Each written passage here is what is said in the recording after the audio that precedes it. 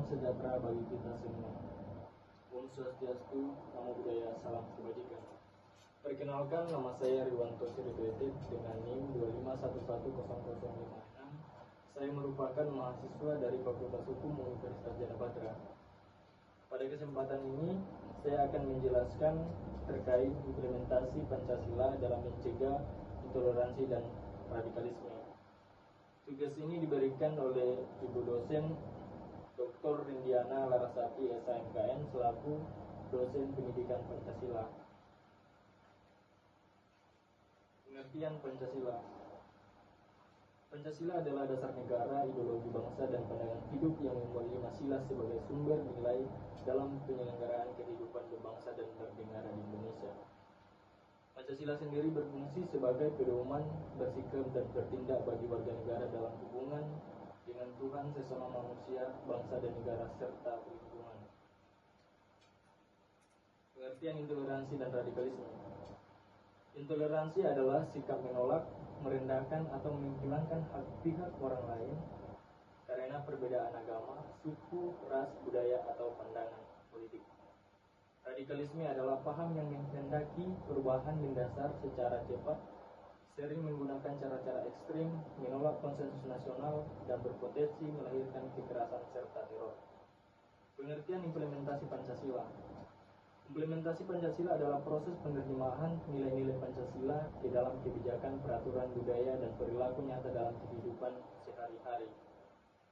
Implementasi ini mencakup ranah individu atau karakter, sosial, interaksi di masyarakat, dan struktural atau kebijakan negara dan lembaga, sehingga Pancasila tidak hanya menjadi hafalan, tetapi menjadi praktik.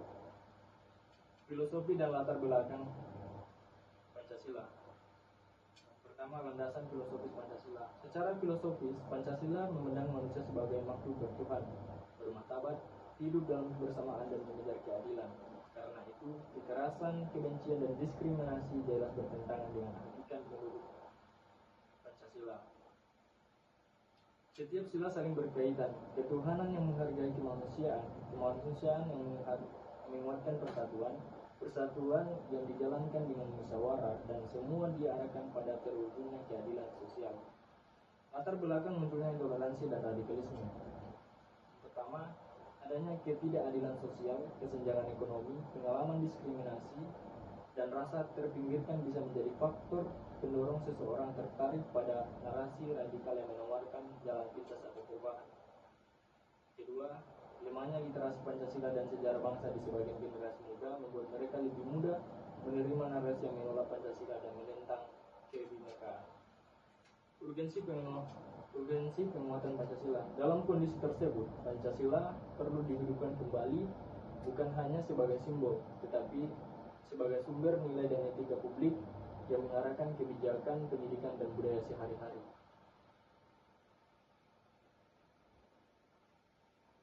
Isi dan pembahasannya. Pancasila berperan sebagai ideologi terbuka yang dapat merespon perkembangan zaman tanpa kehilangan prinsip dasar religius, humanis, nasionalis, demokratis, dan keadilan. Kedua, sebagai konsensus nasional, Pancasila menjadi titik temu berbagai kelompok agama, etnis, dan budaya di Indonesia, sehingga ideologi yang inklusif dan intoleran bertentangan dengan kesepakatan tersebut. Kita masuk keterkaitan sila-sila Pancasila dengan pencegahan intoleransi dan radikalisme. Sila pertama, ketuhanan yang Maha Esa.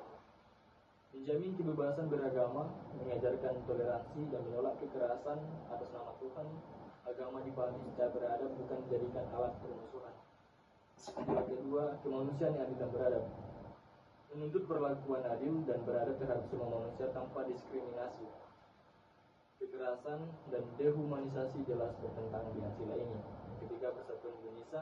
Mengutamakan persatuan di atas kepentingan kelompok atau golongan. Gerakan yang ingin memecah belah bangsa, mengganti dasar negara, atau menolak NKRI melemahkan sila ini.